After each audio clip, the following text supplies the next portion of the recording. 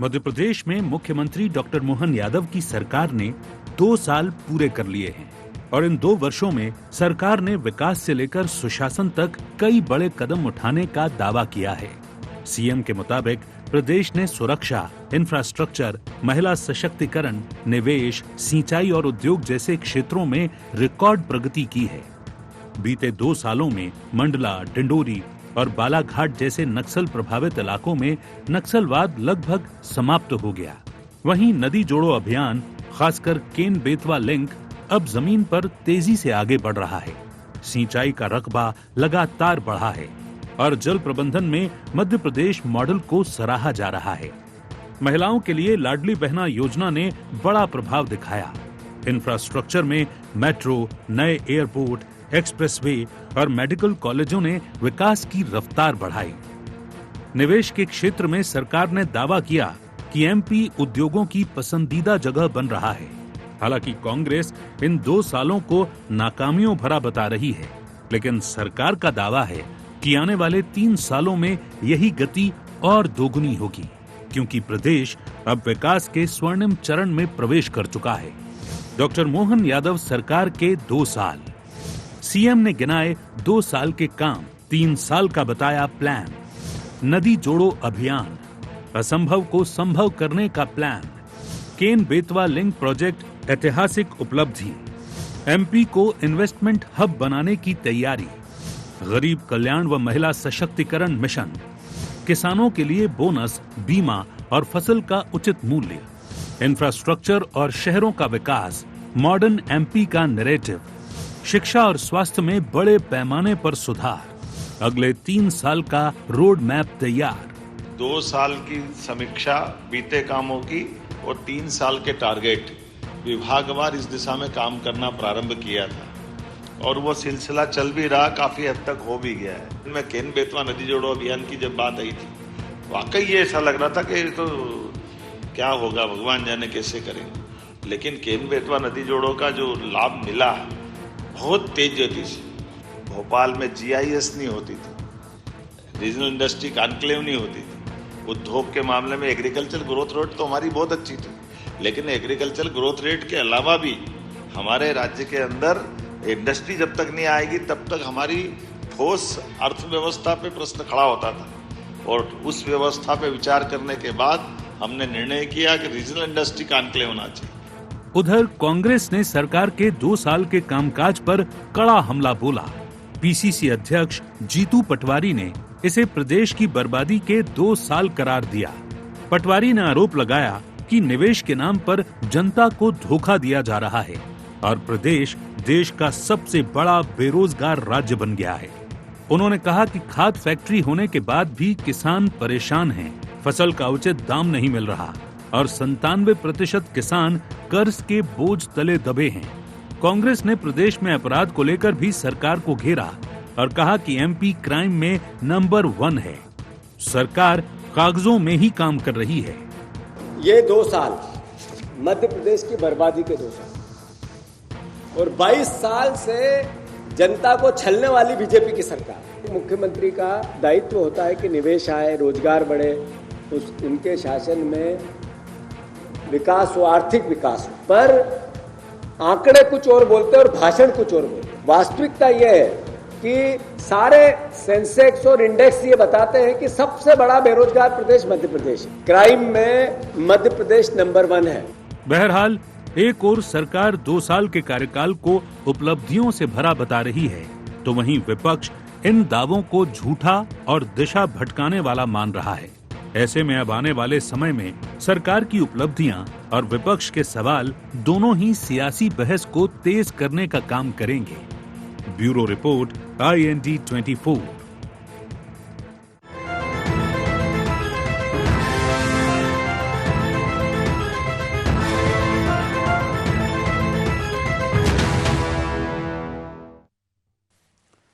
नमस्कार, IND एजेंडे में आपका बहुत बहुत स्वागत है। मैं हूं योगीराज योगेश। एजेंडे में आज चर्चा होगी मोहन सरकार के 2 साल और सवाल। दरअसल मुख्यमंत्री डॉक्टर मोहन यादव ने अपने 2 साल पूरे कर लिए हैं और इन 2 साल के दरमियान विकास की एक नई गाथा लिखी गई है प्रदेश में। इन 2 साल के उपलक्ष्य में आज मुख्यमंत्री डॉक्टर मोहन यादव ने एक प्रेस कॉन्फ्रेंस की और 2 साल की उपलब्धियों का लेखा जोखा पेश किया। साथ ही आने वाले 3 साल का एक विजन भी उन्होंने बताया। सबसे बड़ी बात यह कि जब मुख्यमंत्री डॉक्टर मोहन यादव ने कुर्सी संभाली थी मुख्यमंत्री की, तब से ही तरह तरह के कयास लग रहे थे और उनके जो पूर्ववर्ती मुख्यमंत्री थे डॉक्टर शिवराज सिंह चौहान, उन्होंने जो काम किए थे उसके बाद जैसे ही मुख्यमंत्री मोहन यादव जब आए तो लोगों को ऐसा लगा कि पता नहीं यादव जी वो जो एक लकीर जो शिवराज सिंह जी जो खींच के गए हैं उसको अब ये कितना कायम रख पाएंगे, कितना बढ़ा पाएंगे। लेकिन 2 साल में मुख्यमंत्री डॉक्टर मोहन यादव ने बता दिया कि वो एक अलग ही मिट्टी के बने और जो विकास की एक लकीर जो शिवराज सिंह जी ने खींची थी उसको उन्होंने और आगे ही बढ़ाया और चहुं दिशा में उन्होंने काम किए। अलग अलग दिशा की बात करें, सिंचाई के क्षेत्र में देखा जाए तो केन बेतवा लिंक परियोजना एक बड़ी परियोजना साबित हो रही है। इसके अलावा केबीसी चंबल लिंक जो प्रोजेक्ट है पार्वती कालीसिंध चंबल, इसने एक मध्य प्रदेश की सिंचाई की क्षमता में ज़बरदस्त बढ़ोतरी की है। एनर्जी के क्षेत्र में मध्य प्रदेश आत्मनिर्भर है। इसके अलावा और भी एनर्जी के ऊर्जा के क्षेत्र में काम किए जा रहे हैं। बात ट्रांसपोर्टेशन की करें, इंफ्रास्ट्रक्चर की बात करें, पीएम हेली सेवा की बात करें, नए नए एयरपोर्ट बन गए हैं, नए नए मेडिकल कॉलेज खुल गए हैं, सिंचाई का रकबा बढ़ गया है। और महत्वपूर्ण बात है कि कई सेक्टर ऐसे जिसमें ध्यान दिया गया सरकार में, जैसे कूनों में चीतों की बसाहट की गई थी, तो एक कूनों के अलावा एक नया चीतों का बसेरा गांधी सागर में बनाया गया और अब तीसरा सागर के नेरादोही में शुरू हो रहा है। तो कहने का अर्थ है कि 2 साल के दरमियान मुख्यमंत्री यादव के पास बताने को बहुत कुछ है और करने को भी बहुत कुछ है, जिसकी बात वो बार बार करते हैं कि हमें आने वाले 3 सालों में क्या करना है। एक स्वर्णिम मध्य प्रदेश की दिशा में एक कदम आगे बढ़ाना है और एक ऐसा मध्य प्रदेश बनाएंगे जहां विकास का एक रोल मॉडल बने जो कि देश के लोग यहाँ देखने को आए। निवेश के मामले में तो मध्य प्रदेश उन देशों में शुमार है कि 3 देश के टॉप 3 स्टेट में मध्य प्रदेश शामिल है जहाँ सबसे ज़्यादा निवेश आया। अभी हमने कई महीनों के दौरान देखा भी, ग्लोबल इन्वेस्टर समिट हुई हो, चाहे ज़िले पर संभाग पे निवेश समिट हुई हो, कॉन्क्लेव हुए हैं, बड़ी भारी संख्या में देश और विदेश के निवेशकों ने उसमें रुचि दिखाई है। आगे और क्या होगा ये तो बीजेपी के प्रवक्ता भी बताएंगे, लेकिन आज चर्चा मुख्यमंत्री की नहीं भाजपा सरकार के 2 साल पर केंद्रित होगी। चर्चा शुरू करने से पहले आइए डाल लेते हैं आज के एजेंडा पॉइंट्स पर एक नज़र। क्या वाकई बेमिसाल रहे डॉक्टर मोहन सरकार के 2 साल? सरकार के विकास के दावों में कितना दम? अगले 3 साल का रोड मैप, क्या 2028 की तैयारी? कांग्रेस क्यों बता रही इसे नाकामियों के साल? तो ये थे एजेंडा पॉइंट्स और डिबेट ओपन करूं उसके पहले सभी मेहमानों से आपका परिचय करा दूं। मेरे साथ बीजेपी के प्रवक्ता डॉक्टर प्रेम व्यास जी हमारे साथ हैं। डॉक्टर प्रेम व्यास जी, प्रोग्राम में आपका बहुत बहुत स्वागत है। मीडिया पैनलिस्ट हैं आप। कांग्रेस के प्रवक्ता अमित तावरे जी हमारे साथ हैं। अमित जी, प्रोग्राम में आपका भी बहुत बहुत स्वागत है। और वरिष्ठ पत्रकार प्रकाश सक्सेना जी हमारे साथ स्टूडियो में हैं। प्रकाश जी, प्रोग्राम में आपका भी बहुत बहुत स्वागत है। प्रेम व्यास जी, आज तो आपका ही दिन है। मुख्यमंत्री यादव जी तो आज प्रेस कॉन्फ्रेंस में उन्होंने बताया ही 2 साल का लेखा जोखा। आपके दृष्टिकोण से कैसा रहे ये 2 साल? क्या वाकई में बेमिसाल रहे? क्या अभी बहुत कुछ किया जाना है? और आपके विकास के पिटारे में और क्या क्या है वो भी आप शेयर कीजिए। मुझे लगता है योगी राज जी, अगर हमने जनता के मध्य में काम करा है तो निश्चित रूप से रिपोर्ट कार्ड के माध्यम से जनता को प्रेषित कर रहे हैं। प्रेस कॉन्फ्रेंस के माध्यम से, कल पत्रकारों के माध्यम से जो सूचनाएं जाएगी तो वो जनता तक जाएगी और अंतिम व्यक्ति तक जाएगी, जिसके उत्थान के लिए, जिसके विकास के लिए आदरणीय मुख्यमंत्री या प्रधानमंत्री आदरणीय नरेंद्र मोदी जी ने संकल्पबद्ध होकर कार्य करा। और ये 2 साल थे निश्चित रूप से विकास विश्वास और सुशासन संगठित होकर धरातल पर लाने के लिए थे। और इन 2 सालों में मुझे लगता है अभूतपूर्व निर्णय लिए गए, चाहे वो लाडली बहन योजना का विस्तार की बात हो, चाहे वो कौशल विकास के माध्यम से बात हो, चाहे वो पंचायतों के विकास के माध्यम से बात हो, चाहे विधानसभा को लेकर जो विजन डॉक्यूमेंट्स बनाए गए थे, सिंचाई रकबा बढ़ाया गया, जो विरासत को वैश्विक पहचान के रूप में हम ले गए। तो निश्चित रूप से एक बहुत बड़ा कार्यकाल रहा है और प्रदेश की जनता को इससे लाभ ही हुआ है। एक तरफ देखेंगे आप जीआईएस की बात हुई और जीआईएस का पूरा डाटा पटल पर रखा भी गया, दूसरी तरफ जो है सिंचाई रकबे को बढ़ाया गया, तीसरी तरफ जो है कई सारी जैसे केन बेतवा लिंक परियोजना है जो ऐसा लगता था कि असंभव है, आज चंबल काली सिंध के माध्यम से सिंचाई रकबा कितना बढ़ेगा। और अगर आदरणीय जीतू पटवारी जी, मुझे लगता है कांग्रेस को जो है जिस तरह से कांग्रेस के लिए वे बात कर रहे हैं कि 22 साल की बात करें, हम जब 2003 से प्रारंभ करते तो ये कहते बंटा ढार की बात मत करो, लेकिन आज वे स्वयं चाहते हैं कि हम वो बंटा ढार के राज्य जो उन्होंने राज्य करा था और जिस तरह की विसंगतियां थी उसको उजागर करते हुए इन 2 साल और पिछले 20 साल इन दोनों चीजों का आकलन करें तो मुझे लगता है कि एक वृहद रूप से जिस तरह से कार्य किया गया और जिस तरह से योजनाओं का विस्तार किया गया और जिस तरह से निर्णय लिया गया, मुझे लगता है धरातल पर है जनता के हित के लिए। और निश्चित रूप से हमारे जितने भी कार्य होते हैं वो जनता को समर्पित होते हैं। अगर आप ओवरऑल देखेंगे तो लगभग 7,85,000 रोजगार मिले हैं, लगभग 1 लाख एकड़ का लैंड बैंक हमने दिया है। अगर 2003 से प्रारंभ करेंगे तो उद्योग नीति कहां थी, जो आज इन्वेस्टर्स मीट की बात करते हैं माइनस पे थी, आज लगभग 22-23% के साथ में। सड़कों की परिस्थिति क्या थी, 1 लाख किलोमीटर, आज लगभग 6 से 7 लाख किलोमीटर। उस समय की जो है बिजली की परिस्थिति 5,000 मेगावाट, आज 25 से 30,000 मेगावाट। आज हम सरप्लस है, कभी कभी बिजली आती थी, आज कभी कभी जा रही है। तो यह मूलभूत परिवर्तन और यात्रा है। आपके समय डकैतों की परिस्थिति मंत्री की गर्दन तक उड़ाकर ले जाते थे, हमने वहां से आदरणीय शिवराज सिंह चौहान के नेतृत्व में 2003 के बाद में सतत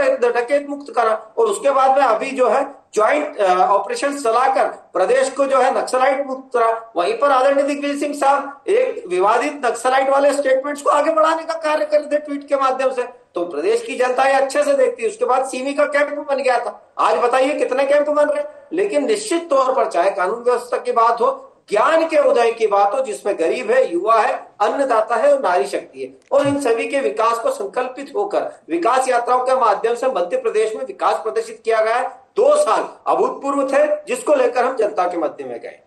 ठीक बात। अमित जी, मेरी आवाज आ रही है?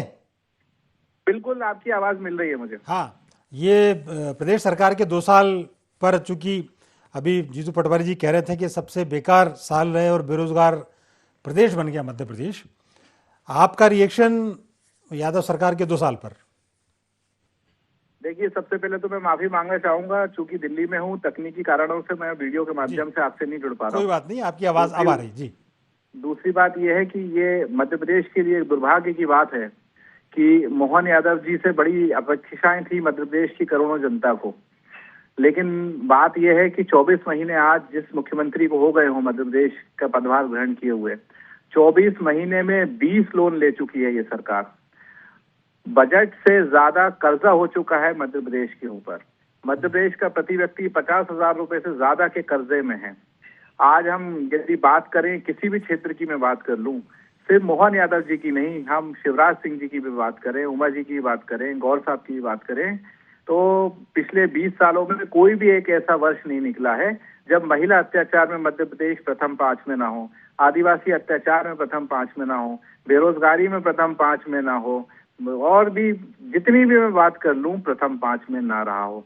तो आप किस तरीके से आकलन करेंगे? मध्य प्रदेश की जनता ने बहुत बड़ा दिल करके आपको 160 से ज्यादा सीटें जिताई, आपके विधायक बनाए, आपका सांसद बनाया, आप आज गर्व से कह पाते हो कि ये डबल इंजन की सरकार है।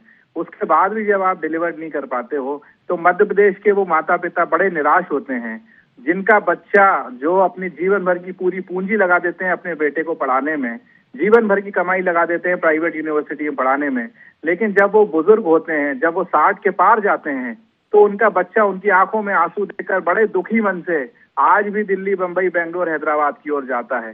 तो इस सरकार को ये ध्यान रखना चाहिए कि जब 2003 में पहली बार मध्य प्रदेश में भारतीय जनता पार्टी की सरकार बनी थी, आज वो बच्चा बड़ा हो गया है, उसको घोषणाएं नहीं चाहिए, उसको खोखले वादे नहीं चाहिए, उसको चाहिए तो मध्य प्रदेश के भोपाल में नौकरी चाहिए, इंदौर में चाहिए, जबलपुर में चाहिए, ग्वालियर में चाहिए। लेकिन बड़े दुर्भाग्य का विषय है कि इन 20 सालों में मध्य प्रदेश में भारतीय जनता पार्टी के वो लोग जो चना खा के बोलते थे कि हम अपनी पार्टी का काम करते हैं, साइकिलों से घूमते हैं, उनका तो विकास हो गया, आज करोड़ों की गाड़ियों में घूम रहे हैं। लेकिन मध्य प्रदेश की जनता जो है वो प्रति व्यक्ति 50,000 के कर्जे में आ गई है।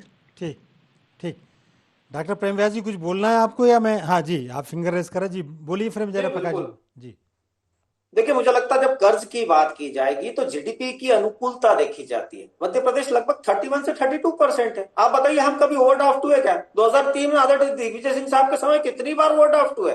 आज हमने किसी भी योजना को बंद करा क्या? और दूसरा, लगभग जीडीपी की अनुकूलता के अनुसार ही कर्ज मिलता है। आप पश्चिम बंगाल की परिस्थिति देखिए, पंजाब की परिस्थिति देखिए, हिमाचल लगभग 39%, 42% हो गया तो आपने तनख्वाहें देना बंद कर दी थी। तो मुझे लगता है कि जहां कांग्रेस के राज्य है वहां की परिस्थितियों से कई बेहतर परिस्थिति में हम है। और दूसरी बात है, इन्होंने कहा नंबर 1 की बात, तो आज ऊर्जा संसाधनों में मध्य प्रदेश 4थी पोजीशन पर है, पवन ऊर्जा में 7th पोजीशन पर है, सौर ऊर्जा में 8th पोजीशन पर है, बिजली कृषि की परिस्थिति में 7th पोजीशन पर है, खनिज में हम 8th पोजीशन पर है, कोयला भंडारण लगभग पूरे देश का 7.7% मध्य प्रदेश में है। तो मुझे लगता है जिस तरह की परिस्थितियां मध्य प्रदेश में है, आज अनुकूल वातावरण है। और ये कर्ज का जो मुझे लगता है प्रपंच रचाने का कांग्रेस प्रयास कर रही है, ये अपने राज्यों में पहले आकलन करके देखे कि वहां जीडीपी के अनुकूल आप 43-42% तक पहुंच गए। वहीं मध्य प्रदेश सरकार ना तो कभी ओवरड्राफ्ट हुई है, दूसरा जो हमने सोर्सेस का निर्माण करा है, निश्चित रूप से वो सोर्सेस पर्याप्त है और उसी पर्याप्त अनुकूलता के अनुसार ही प्रदेशों को कर्ज मिलता है।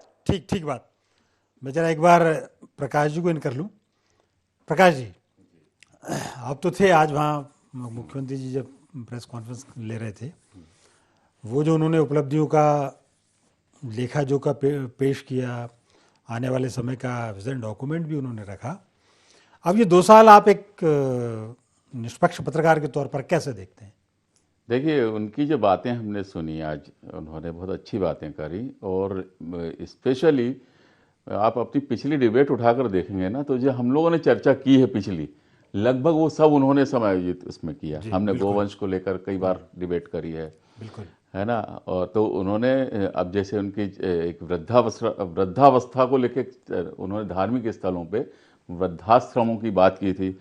अब जो स्थितियां बन रही हैं, पेंशन विहीन एक वृद्ध लोगों की एक जमात आने वाली है, बेरोजगार बच्चों की जमात आने वाली, तो वृद्धाश्रम जो हैं उनकी संख्याओं की बहुत ज़्यादा जरूरत पड़ेगी, क्योंकि एक असुरक्षित वृद्धावस्था की दिशा में हमारा देश प्रदेश काफ़ी बढ़ा हुआ है।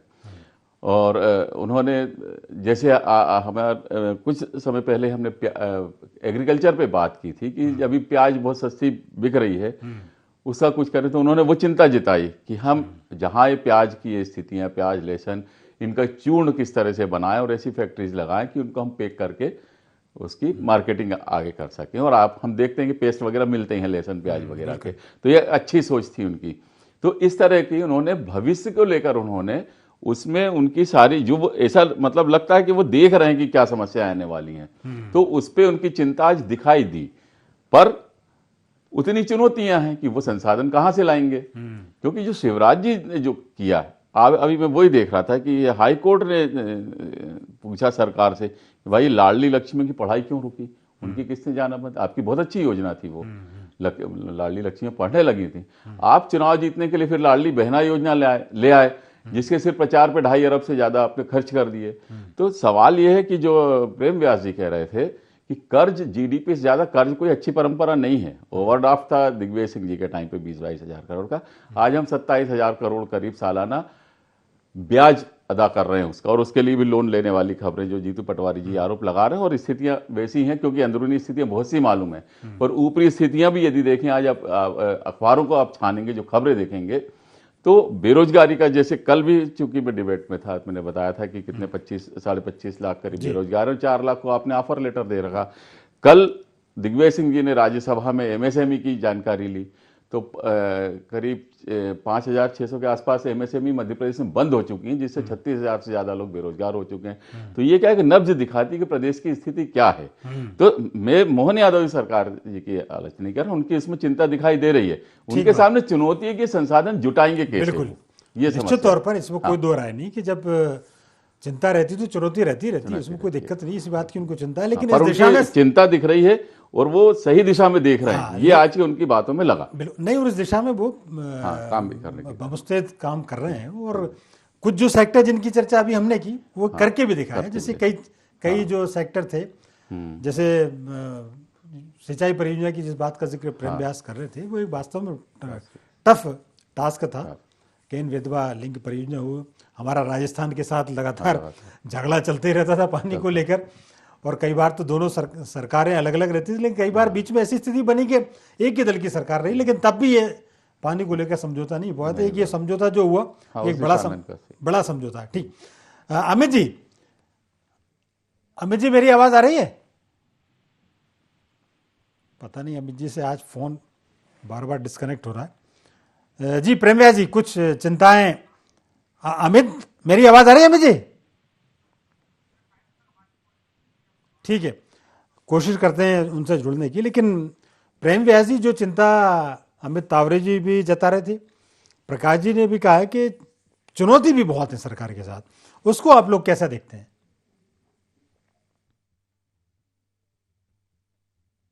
योगीराज जी, एक और चीज, आपने एक रेखा खींचने की बात करी थी, तो एक रामायण जी का बहुत सुंदर उल्लेख है कि सिंधु तरियो उनको बन रहा, तुमसे तो धनु लेना तरी, यह कहा गया था रामायण जी में। तो जिस तरह की रेखाओं की बात की जा रही है, आज हम उससे कहीं ऊपर है। आपने कहा कि वृद्धाश्रमों की संख्या में बढ़ोतरी होगी, मुझे बताइए कि जनसंख्या के अनुरूप कितने लोगों को सरकारी जो पेंशन? प्रेम जी एक मिनट, आपको मैं इंटरप्ट कर रहा हूँ थोड़ा। वो चूंकि अमित जी जुड़ गए हैं और वो चूंकि ट्रेवलिंग में है, तो कनेक्शन उनसे बार बार टूट रहा है, एक बार उनका पक्ष ले लेते हैं। अमित जी, हेलो। हाँ, मेरी आवाज आ रही है अमित तावरे जी? जी आ रही है, आपकी आवाज आ रही है। मैं अभी कुछ चीजें प्रेम व्यास जी ने भी बताई, उन्होंने नंबर बाई नंबर बता दी कि हम किस किस श्रेणी में नंबर 1 है। फिर भी आपका कमेंट। देखिए, आज की दुनिया में आज चाहे मैं दिल्ली में बैठा हूँ, आप भोपाल में बैठे हो, या कोई लंदन में बैठा हो, मध्य प्रदेश की क्या दुर्गति कर दी है, ये आंकड़ों सहित आप चाहे चैट जीपीटी में चले जाएं, चाहे आप गूगल में चले जाएं, यदि सब कुछ ऑल इज वेल है, सब कुछ चंगा सी है, तो ये बताइए कि आज से 15 दिन पहले खलगान घाट पे भोपाल से कुछ किलोमीटर दूर हजारों की संख्या में किसान क्यों बैठे थे? मुझे इस बात का जवाब दीजिए आप। मध्य प्रदेश में महिला अत्याचार के मामले प्रथम 5 में क्यों हैं? मध्य प्रदेश में नौकरियां क्यों नहीं मिल रही युवाओं को? मध्य प्रदेश का किसान खाद मांगने जाता है, यूरिया मांगने जाता है, तो उसको डंडों से क्यों पीटा जाता है? जो आप समझिए रोज मिलने वाली शराब की कभी कभी कमी नहीं हुई मध्य प्रदेश में, लेकिन जो किसान हमारे मध्य प्रदेश की रीढ़ की हड्डी है, उसको साल भर में एक बार आपको यूरिया देने में परेशानी जा रही है। शर्म है ऐसी सरकार पर, शर्म है ऐसे मुख्यमंत्री। चलिए आपके सवाल पहुंचाता हूं प्रेम व्यास जी तक। जी प्रेम जी, आपने सुना हो? पहले किसानों की बात करूं, क्रमवार जवाब दे दूंगा। इन्होंने कहा युवाओं के लिए, तो लगभग 60,000 जॉब्स अभी दी, और उसके पूर्व आदरणीय पत्रकार महोदय ने जिन चिंताओं का जिक्र करा, आप मुझे बताइए ना कि जनसंख्या के अनुसार कितने लोग सरकारी जॉब्स में होते हैं, कितने लोग प्राइवेट जॉब्स में होते हैं? 1 या 2%। अगर 7.5 करोड़ जनसंख्या है तो 7 से 7.5 लाख, तो क्या बाकी के जितने लोग हैं वो अपने माता पिता को वृद्धाश्रम में भेज देंगे? ऐसा नहीं होता ना। आज प्राइवेट सेक्टर्स में भी जॉब भरपूर मात्रा में, और आईटी सेक्टर्स में भी भरपूर मात्रा में प्रदेश में आप देखेंगे कि लगभग 7.85 लाख लोगों को रोजगार मिला है। रोजगार और स्वरोजगार, ये एक रिपोर्ट्स कहती है। स्टार्टअप इंडिया की बात कही गई थी, एमएसएमई के माध्यम से 1.25 लाख जॉब्स का आंकड़ा आया था। उसके बाद सीएम उद्यम क्रांति के माध्यम से 12,000 करोड़ रुपए युवा उद्यमियों को दिया गया। तो मुझे लगता है सशक्तता जब भी बढ़ती जाएगी तो निश्चित रूप से जॉब क्रिएशन होगा, और अभी विधानसभा के पटल पे भी जॉब का आंकड़ा रखा गया। दूसरी बात है कि जो अमित जी कह रहे हैं, जिन चिंताओं का जिक्र कर रहे हैं, आप बताइए कि किसानों के लिए जो 23-24 में यूरिया था वो लगभग 18.8 लाख मीट्रिक टन उस समय दिया गया था। उससे अधिक लगभग 22 से 23 लाख मीट्रिक टन हमने दे दिया है। लेकिन चूंकि रकबा बड़ा है, चूंकि किसानों को जो क्रॉप रोटेशन के कारण जो है मक्का में ज्यादा खाद लगता है, इसके कारण जो अव्यवस्था हुई थी उसके लिए भी लगातार खेप बुलाई जा रही है। तो मुझे लगता है भ्रम फैलाने की यहाँ पर प्रयास नहीं करना चाहिए। जिस तरह का आप पहले आंकड़ा जारी करवाइए कि कितना खाद उपलब्ध है और कितना खाद किसानों को दिया जा चुका है। दूसरी तरफ जॉब्स क्रिएशन। ठीक है प्रकाश जी, क्योंकि आपको कम वक्त मिला था और वक्त अब कम भी बचा है, फिर भी आप ठीक है। जो प्रेम व्यास जी कह रहे हैं कि वृद्धाश्रम की जब 2014 में जब प्रधानमंत्री बने थे मोदी जी, उनको एक युवा देश मिला था, वो खुद कहते थे। अब वो जो युवा पीढ़ी है वृद्धावस्था की तरफ बढ़ रही है। सरकारी नौकरियों की आप बात कर रहे हैं, पहले से बहुत कम है। विभाग के विभाग खाली पड़े हुए हैं। आज ही यदि आप देखें, भोपाल नगर निगम का कि 125 इंजीनियरों की सैलरी रुकी है, आर्थिक तंगी के कारण रुकी हुई है। आउटसोर्स पे लोग काम कर रहे हैं। 10,000 से विशिष्ट लोग जो होते हैं उनकी ज़्यादा सैलरी है। 8, 10, 15, 20 हज़ार में परिवार चलाना मुश्किल होता। पेंशन कितनी बनेगी? अभी तक वो पीढ़ियां चल रही हैं जो पुरानी नौकरियों में जो पेंशन है वो अपने बच्चों को पाल रही, बेरोजगार बच्चों को। आगे वो स्थिति क्या बनेगी जब पेंशन नहीं होंगी या ना मिले? 2, 4, 5 हज़ार रुपए की पेंशन में आदमी खुद को पालेगा, बच्चों, ये परिवार को तोड़ेगा भी। ये समस्या आप आज उसको एक्सेप्ट करें ना करें, मेरे एक पत्रकार के नाम से जो नाते जो समाज को देख रहा हूँ, समस्या मुझे दिख रही है और मैं चाहता हूँ सरकार उस पर चिंतित हो। मैं आलोचना के तौर पर नहीं कह रहा हूँ, सरकार इसका समाधान दे रही है और मुख्यमंत्री जी की बातों में वो आज दिखाई दिया मुझे। मैं इस बात की प्रशंसा कर रहा हूं कि मुख्यमंत्री जी ने इसकी चिंता जताई। ठीक बात नहीं, देखिए निश्चित तौर पर चुनौतियां बहुत हैं, लेकिन एक बात जरूर है कि 2 साल में काम भी बहुत हुआ और मुख्यमंत्री जी बार बार ये कह रहे हैं कि हम इन चुनौतियों से भी निपटेंगे और नए स्वर्णिम प्रदेश को गढ़ेंगे। बहरहाल वक्त अभी इतना ही था, इस वार्ता को यहीं विराम देना पड़ेगा। आप तीनों का बहुत बहुत धन्यवाद, शुक्रिया।